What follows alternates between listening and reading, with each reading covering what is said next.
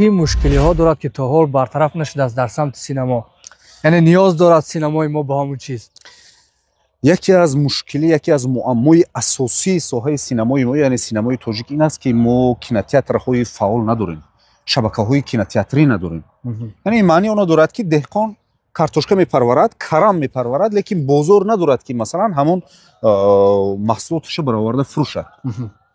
یعنی مثلا تجربه جهانی چه خیلی است؟ تجربه جهانی همین خیلی است که مثلا فیلمساز فیلم میسازد، یک گروهی گویم دیستریبیوتوری همین فیلم میخرد و برده به تمام دنیا نشان میده. یعنی سازنده فیلم در فکر فروختن فیلم خودش نمیشود، تماما فقط در فکر باز ایده نو، بله. پیشنهاد فیلم نو. یعنی دیستریبیوتورها چیکار میکنند؟ فروشنده های فیلم میخرند و با کینوتئاترها تقسیم میکنند، خودشون با از این ساحه پول کار میکنند، زندگیشون خوب میکنند و سینماگر اونی که کینو میسازد، اونی که فیلم میسازد تماما در فکر اون است که مثلا همین فیلم من کجا میگردونم، کدام در مکتب میکوبم یا دانشگاه، در کدام دانشگاه هم میکوبم، مثلا همچون راهبر، همچون پرودیوسر، همچون کارگردان فیلم گرفته مکتب گشتن خیلی مشکل است. خیلی هم مشکل است، هم شرمندگی است از یک طرف. از نقطه نظر روانی خیلی تاثیر بد هم دارد. مثلا شما